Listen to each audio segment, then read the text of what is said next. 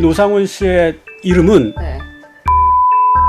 어려서부터 주역이나 명리학 공부를 많이 했대요. 잘못 바꾼 것 같아요. 굉장히 치밀하게 준비한 것 같지만 막상 까놓고 보니 굉장히 참해요. 국회에서 계엄 해제가 의결된 직후 김용현 전 국방장관과 통화를 했던 예비역 장성을 저희가 노상원 전 사령관이 실질적 사령관이라고 강조했습니다.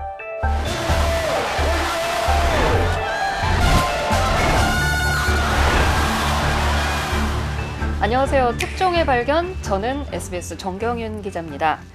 네, 저희가 12월 3일 비상계엄 선포로 저희 코너를 시작을 해보려고 하는데요. 벌써 3주가 지났는데 자고 일어나면 매일 대한민국이 깜짝 놀랄 만한 새로운 소식들이 마구 쏟아지고 있습니다. 대한민국에서 이 사안을 가장 빠르고 정확하게 단독 보도를 쏟아내고 있는 SBS의 국방전문기자이자 외교안보 팀장 김태훈 기자와 자세히 이야기 나눠보겠습니다. 안녕하세요. 안녕하십니까. 네, 간단하게 자기소개 한번 부탁드릴게요. 방금 소개해 주셨듯이 저 SBS 국방전문기자 김태훈입니다. 어제부터 외교안보 팀장까지 겸직하고 있어서 앞으로 이 취재가 좀 소홀해지지 않을까 걱정됩니다. 예, 요즘 바쁘지 않으세요? 예, 죽겠습니다. 그러니까 우리 국방부 출입 기자들이 원래 갑자기 바쁜 일이 터지거든요. 네. 그렇잖아요. 북한이 미사일을 쏘거나 네. 핵실험을 하거나.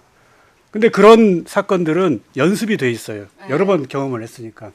이번에는 살다 이런 경험은 처음 다들 했겠지만은 써본 적이 없는 기사를 막 쏟아내야 하니까 굉장히 힘들죠, 요즘.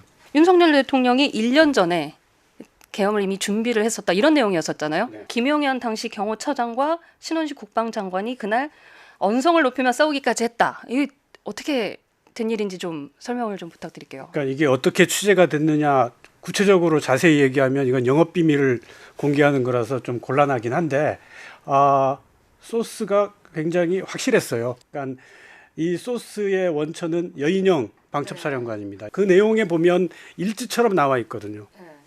그래서 애초에 처음 제가 듣기로는 윤석열 대통령이 여인영 사령관한테 계엄 관련 이야기를 사적인 자리에서 했다. 그런 말을 여인영 사령관이 종종 했었어요. 이 사건이 터진 이후에. 그런데 그게 언제 어디서 무엇을 했느냐가 이제 그 메모에는 구체적으로 나오는데 그 최초가 작년 12월 한남동 대통령 관저에서 대통령이 신원식 당시 국방장관, 물론 김용현 당시 경호처장도 나와 있었고, 다음에 조태용 국정원장, 여인영 방첩사령관 등등을 불러서 이제 만찬을 한 거죠. 네. 만찬을 하면서 그 자리에서 계엄 이야기를 했다고 해요. 그게 처음이었고, 공식적인 자리에서는 그게 처음이었고, 두 번째가 해가 바뀌어가지고 지난 3월에 또 같은 장소에서 같은 사람들이 모여서 이 얘기를 했는데, 이렇게 되면서 그 윤석열 대통령이 한 이야기들이 구체적으로 나와요. 그러니까 이 시국을 해결할 수 있는 방법은 비상조치라는 표현을 썼다고 하는데 비상조치는 계엄이죠. 그거밖에 없다고 얘기를 하니까 그 참석자들은 다 반대를 했어요. 그러니까 내용은 근데 여기에서 좀 재밌는 게 김용현 경호처장, 김용현 전 국방장관이 작년 12월까지는 계엄에 그렇게 적극적이지가 않았는데 여인영 사령관이 메모에 적은 거에는 어떻게 표현했냐면 맹신적으로 바뀌었다. 김용현 사령관. 그러니까 추정컨대 윤석열 대통령이 계엄에 더 적극적이었던 것 같아요. 최초에는. 그렇죠. 그 다음에 그게 김용현 전 장관한테 넘어와가지고 설득이 됐고, 그리고 그 3월 한남동 관저 모임 끝나고 나서 그때는 김용현 전 장관이 계엄 맹신론자가 된 상태였고, 신원식 당시 국방장관은 반대하는 상황이었고, 밤늦게 국방장관 공간으로 옮겨서 거기에서 이제 말싸움이 벌어지는 거예요. 계엄 하자 말자.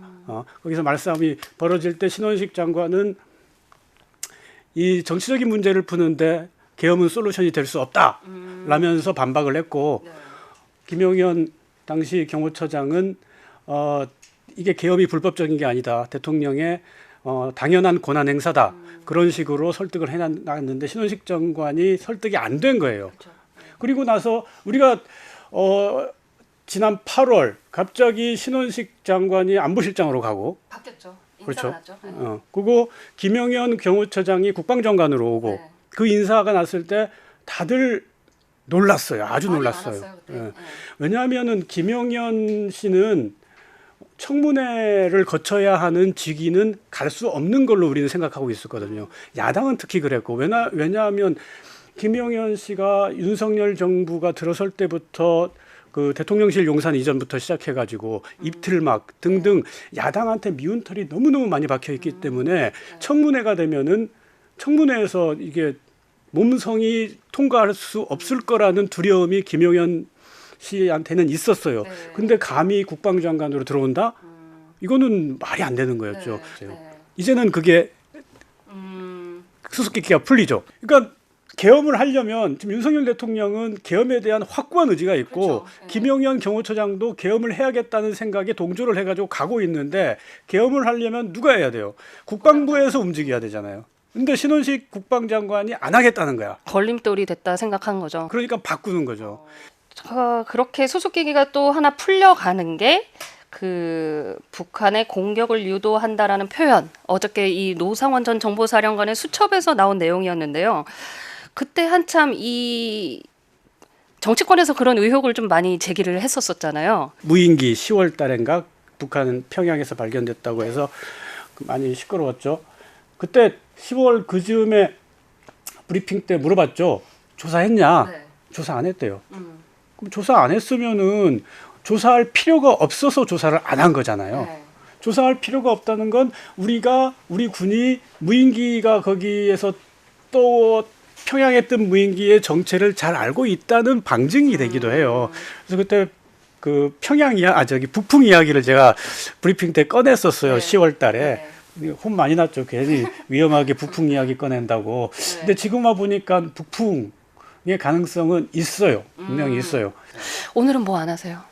12월 10일 날 국회 여러 장군들 나와가지고 그 국회 국방위가 네, 질의하고 질의 하면서 네. 계엄의 실체가 상당 부분 드러났는데 그때 나왔던 이야기 중에 하나가 컨테이너에 북한에 보냈던 무인기 넣었다가 증거인멸을 위해서 불을 낸 거 아니냐 네. 했을 때 드론 작전 사령관은 그런 거 아니다. 네.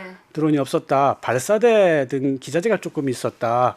그리고 그 불도 의도적인 방화가 아니라 어떤 뭐 실화 뭐 그런 걸로 나왔다라고 저기 다 일축을 했죠. 네. 여러 주장들을. 근데 제가 알기로는 제가 여러 소식통들을 취재하기로는 거기에 뭐가 있긴 있었어요. 좀 의심살 만한 물건들이 있었어요. 네. 그거는 오늘 8시 뉴스에 보도를 할 텐데 전단통이 한 표.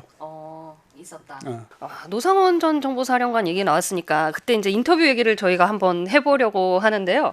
그때 그 노상원 사실 이분 제가 전 정보사령관이라고 하기에는 지금 너무 유명하신 분이잖아요.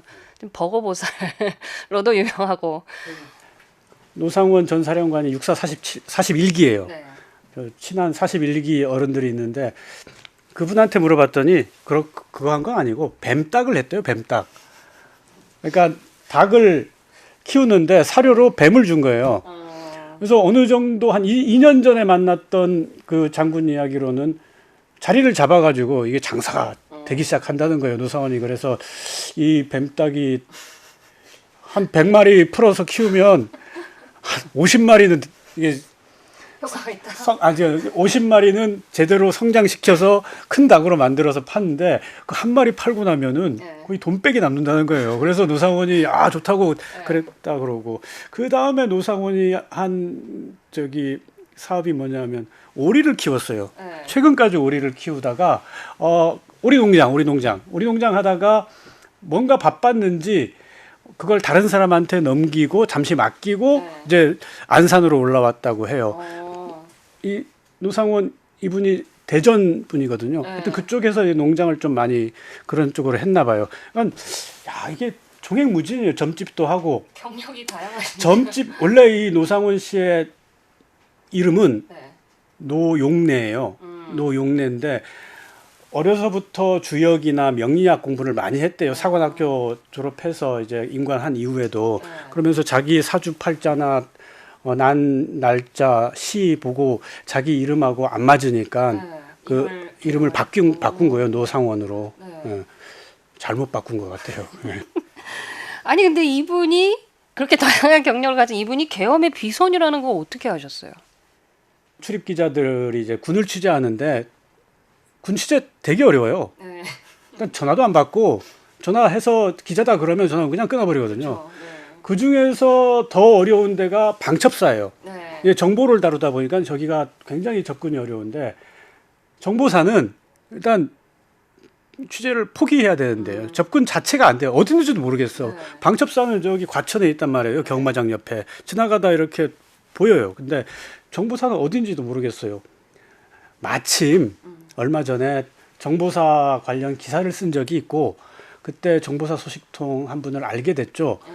그 분이 이야기를 많이 해줬어요. 그러니까 판교에 집결했다, 뭐 2주 전, 한 2달 전부터 그 소집이 시작됐고 인원 선발이 시작됐다. 이 사람들은 상황관리 TF라 가지고 우리가 지금 계엄이 2시간 만에 끝났지만 D+1, D+10, D+30 이렇게 갔을 거 아닙니까? 성공했다면은.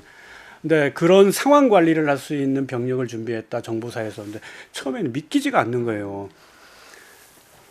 하지만 그 국회에서도 자꾸 그 얘기가 나오다 보니까 이분이 말한 게 맞네? 그렇게 되는 거죠. 그래서 이후에는 기사를 많이 썼는데 그때 그분이 노상원이 갑자기 등장했다는 거예요. 네. 나도 그분은 저한테 노상원이 누군지 당연히 아는 듯이 노상원이 등장했는데 이해를 할 수 없다. 왜 이 사람이 정보사에 와가지고 일을 했는지 전역한 지가 7년이 됐는데 그래서 전화번호 알면 좀 가르쳐달라 해가지고 전화번호를 받았죠.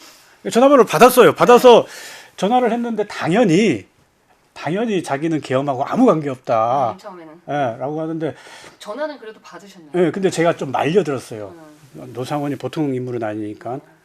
노상원이 저를 알더라고요.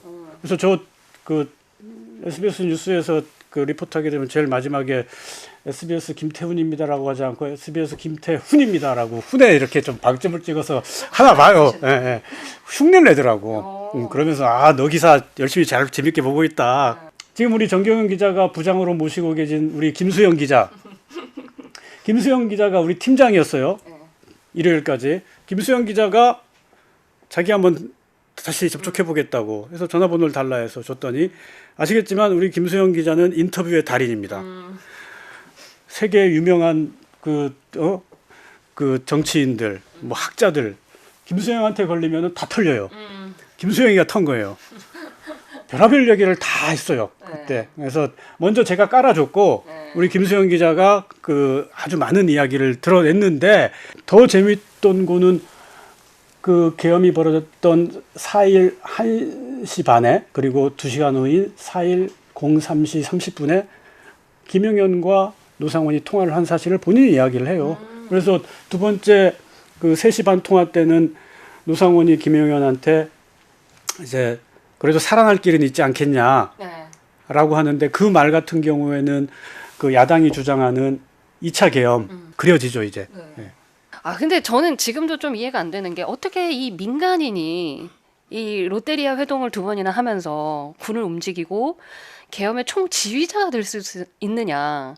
저는 여전히 그거는 진짜 너무 비현실적인 것 같아요. 만약에 신원식 국방장관이 계엄에 동의해서 준비를 했고 그러면은 사전에 준비가 좀 됐겠죠. 그 여인영 사령관도 동의를 해가지고 같이 준비를 했거나 정규군을 제대로 장악해서 동원할 수 없었던 거잖아요. 많은 이야기 나오지 않습니까? 국회에 들어갔던 707 특전사 그 병력들이 제대로 역할을 못했다. 못한 게 아니라 안 한 거죠. 707이나 특전사, 707은 정말 무서운 부대예요, 사실. 예. 그러니까 제대로 준비가 안 되고 있다는 거를 생각하면 그 민간 비선을 사용할 수밖에 없었지 않느냐. 그래서 그러니까 이게 이해가 안 되는 지점이에요. 그 말이 안 되는 거예요, 사실. 그리고 그것도 저희가 기사를 썼지만은 김용현 장관이 합참 지통실에서 쌍폰을 들었어요. 쌍권총이 아니라 쌍폰을 들어가지고 하나로는 지시받고 하나로는 지시하고 이 쌍폰을 들고 지휘를 했다고 해요. 그것도 원래 전쟁 나면 그렇게 하는 거 아니에요. 다 통신할 수 있는 체계가 있는 거예요. 무전기를 사용해야죠. 좀 웃겼어요. 저도 사실 그러니까 상상을 하면서. 우리가 아주 중요한 작전을 지시하는데 기지국 거쳐가지고 절로 간다? 그러면 그건 작전이 안 돼요. 그렇죠. 저기 기지국 없이 그냥 나가 있는 부대와 지휘관 간에 다이렉트로 연결되는 무선 통신망, 그것도 적으로부터 째밍이 들어올 수 없는 무선 통신망, 그걸 이용해야 된단 말이에요. 근데 기지국 거쳐가지고 쌍폰 들고 지휘한다? 코미디죠. 네. 모든 게 코미디예요. 그러니까 준비 안 된 계엄이라는 거죠. 준비 안 된 계엄인데 이걸 밀어붙인 윤석열, 이래도 할 수 있다고 생각해가지고 그걸 추종한 김용현은 큰 실수를 한 거라고 생각합니다. 그래서 지금 우리가 무슨 미얀마 수준으로 떨어진 것 같기도 하고, 네. 앞으로가 걱정이에요. 앞으로가 걱정. 그러니까 우리의 국격이 많이 떨어져 버렸고 신뢰도가 많이 떨어져 버렸고. 그러니까 저는 뭐 국방 기자니까 다른 쪽까지는 모르겠는데 방산업체들이 걱정을 많이 해요. 그러니까 우리 무기에 대한 신뢰도가 굉장히 높았었는데 그거 우리가 미국에서 무기를 살 때 우리가 미국에서 무기를 그러니까 우리나라 말고 다른 나라들도 미국에서 무기를 많이 사잖아요. 네. 미국 의회의 승인을 받아야 돼요. 근데 미국 의회가 승인해 줄 때 그 나라들을 클래스로 정해 가지고 이렇게 관리를 한단 말이에요. 대한민국은 어느 정도 클래스냐? 나토, 일본, 이스라엘, 사우스 코리아. 굉장히 높은 신뢰도의 군에 있어요. 이런 게 지금 자칫하면 내려올 수가 있단 말이에요. 그래서 중요한 거는 물론 한 줌도 안 되는 무리들이 만든 시대의 사건이긴 하지만 빨리 정리하고 빨리 회복해야 피해를 줄일 수 있다. 뭐 그게 되게 중요할 것 같아요. 많은 단독 보도 중에서 제일 기억에 남는 게 그 성관이 기사였어요. 네. 부정선거 의혹을 조사하려고 성관이로 갔다. 다들 계엄이 터진 날 국회를 봤는데 성관이를 갔다. 이 내용은 어떻게 취재를 하신 거죠? 5일 날 잠깐 기회의 창이 열렸어요. 무슨 말이냐? 김용현 전 장관이 기자들이 문자로 텔레그램으로 질문하면 대답을 했어요. 맞아요. 한 몇 시간. 했어요. 네. 그래서 지금 심정이 어떠냐 하면 뭐라고 대답이 와. 그 대답이 너무 뻔뻔하고 웃긴 거야. 그걸로만 집중이 돼가지고 기사를 막 썼죠. 여러 기자들이. 그리고 다음에 질문도 그거에 대해서 질문하고 그러면 또 똑같은 대답을 해요. 기자들이 질문을 안 한 거예요. 그러니까 저는 그때 질문을 한 게 성관이 왜 갔습니까? 라고 질문하니까 성관이 부정선거 의혹을 조사하기 위해 딱 그걸 나한테 던졌어요. 손이 바로 떨리죠. 깜짝 놀랐죠. 선거 부정선거 그 망상 그 정말 이 한쪽으로 치우친 사람들이 주장하는 그렇죠. 근거 없는 주장들 그걸 때문에 갔다는 거라서 깜짝 놀랐고 다음에 야 이것까지 질문해서 대답했으면 이것도 대답하겠지 해가지고 한 게 국회에 계엄군 보낸 게 그 계엄 해제 의결을 막으려고 한 거냐 거기에 대한 김용현 전 장관의 텔레그램 대답은 넵이었어요. 넵. 근데 그거는 윤석열 대통령 담화 내용과 완전히 배치가 되는 내용인데. 내란 지금 그 혐의가 걸려 있는 내란을 자백하는 거예요, 실은. 그렇죠. 예, 예. 근데 그거를 그렇게 단순하게 그렇게 대답을 해주길래, 이걸 어떻게 나중에 딴소리 할지 모르잖아요.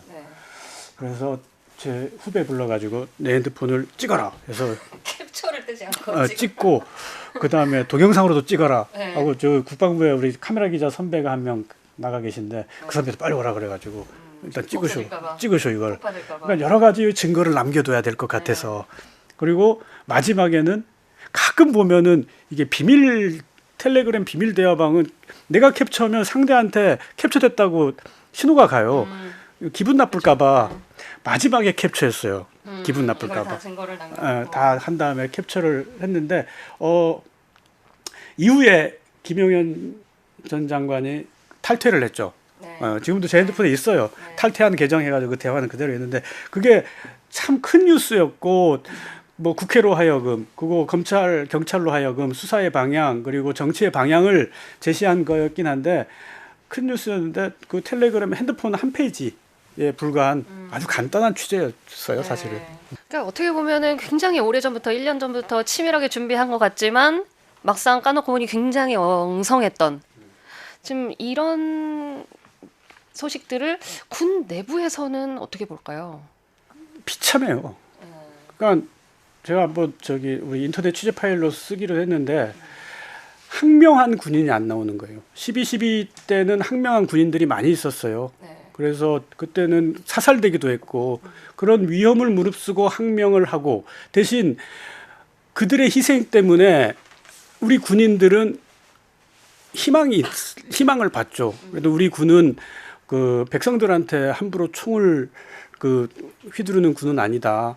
그런 불의한 일이 벌어졌을 때 몸으로 막을 수 있는 사람들이 있다 분명히. 그런데 지금은 항명하는 사람이 한 명도 없는 거예요. 그들의 후배들은 12.3을 생각하면서 야 우리 중에 항명하는 사람이 하나도 없었네? 이거 뭐냐 이거? 이렇게 되는 거잖아요. 이거 빨리 복구를 해야 돼요.